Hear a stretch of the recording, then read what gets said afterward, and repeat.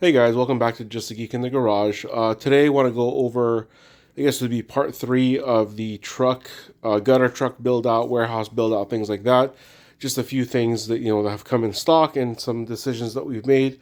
I apologize if this, is a little bit shaky, but I'm just doing this by hand, no tripod or anything like that.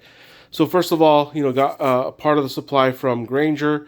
Most of that kind of included safety gear like this a hard hat, goggles, things like that. I ordered, about a dozen safety goggles or safety glasses, and half a dozen hard hats just so that we have them. Got the Stanley level that we're going to need, and there's also another level inside, and then got this Milwaukee. I don't even know what they call this thing, but this is where you measure using that wheel, so that we can figure out basically, how many feet of gutter we're going to need in order to do the job. So from there, I actually spent kind of all day yesterday between Home Depot, Lowe's, other places like that, looking at different kind of pack out style kits. Initially, I wanted to go with the Milwaukee pack house just because there's so many different options, and I figured that was going to be the best way to go. When I started pricing them out, it was going to be close to $500 or so for just a very basic set of what I wanted to do. I know you can do it for maybe a little bit cheaper, but for things like getting drawers in there to make access easier, things like that, they're actually going to be very, very expensive for Milwaukee.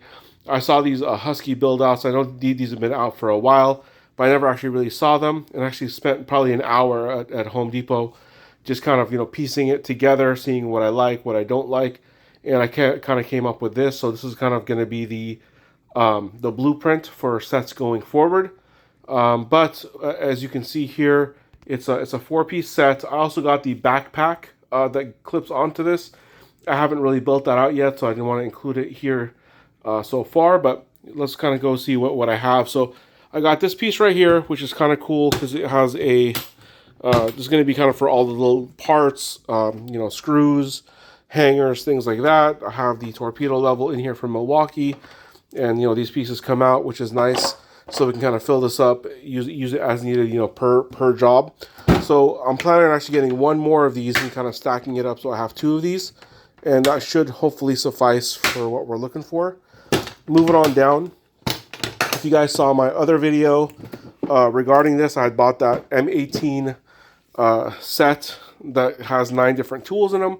So I have a few of kind of the more commonly used tools up here that are a little bit easier to get to. I have their regular impact, their regular drill, the hacksaw, the multi-tool, a bunch of blades, Milwaukee blades for the hacksaw, and then 3 different kinds of batteries up here as well.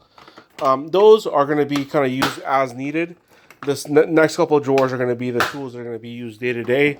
So in here, we're going to have a couple of different crimps. One of these just came in from Granger for crimping the like end caps, downspouts, stuff like that onto the gutters. Got a little crowbar / nail puller and a utility knife, a 7-inch speed square, and some Irwin aviation clips for clipping aluminum. This down here is going to be kind of some more of the more commonly used power tools. We have the compact M18 drill brushless and the compact impact brushless with a couple of batteries, a drip-free caulking gun, and then a Milwaukee hacksaw hiding in here. And I'm going to pause for just a quick second so I can get to the bottom section because it's kind of hard to do with one hand. All right, so the bottom section here is going to be for tools that we're not going to use quite as often, but definitely need on the job site just in case. First of all, we have the charger. This will not live in here. This will actually live in the truck itself. I'm planning on getting a power inverter so that way we can have power on the truck without having to plug into clients' houses. Just a saw here for the circular saw, and then we have, so this is the 6.5-inch Milwaukee circular saw, and we have the leaf blower in here. Ultimately, the leaf blower will probably be living on the truck itself. The circular saw will probably stay in here because we're only going to use that in very certain circumstances. So I'm just going to kind of put all of these back in here. And so with this whole set, again, if I was to use Milwaukee pack out, it probably would have been somewhere, actually, let me put this back up. It probably would have been somewhere in the range of about $500 or so. And we're talking about, I think I paid about $274. This bottom piece is selling for about $99 right now. And then here, let me show you the other pieces kind of on the ground.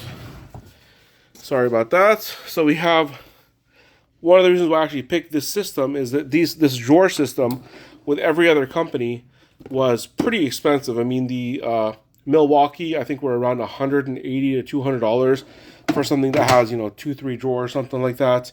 And even, things like the DeWalt system, all that kind of stuff were all significantly more expensive. This was on sale at Home Depot for about $50, which I thought was a pretty crazy deal.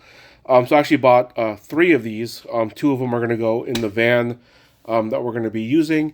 This guy right here, this kind of smaller toolbox, was about $50. I'm sorry, $25. And then this part tray was about $39.99. And they only had 1 in stock, so I am planning on buying a few more of those. But this is basically what we got going on so far. So the toolkit that you kind of see here in front of you, with the build out with all the tools, this is going to be kind of my personal toolkit that I do trainings with for the new guys, just so I have the same exact tools as they do. But ultimately, some of these tools, the duplicates of them at least, will live on the truck, and some of them will be in each installer's, kind of a tool belt and things like that. So I just want to do a quick video just to kind of show you, where we are kind of in the process. The machine we found, we're probably going to get that installed here in the next couple of weeks. I'll do a video on that. And I found out the shelves and things like that I'm going to use for the build out of the truck itself. So once that's kind of all done, I'll kind of show you, the process of that, just to see kind of what you have to go through to build a gutter truck. So, please leave in the comments, what do you think about this build out system? Everything I've seen, has been pretty positive as far as this versus the pack out. One thing about the pack outs is they definitely do have more options, which is nice. They also have the options to kind of mount them, on the wall, which I really liked and would have liked to have with this. But for half the price, I can't really complain. But again, if you're if you work on gutters right now, please leave in the comments, what do you think of this setup? There's a few tools that we're still waiting for from both Home Depot and Grainger. So I'll update you guys once we get those. And, if you have any questions or anything like that, again, leave it down below. Thank you so much for watching. Please like and subscribe.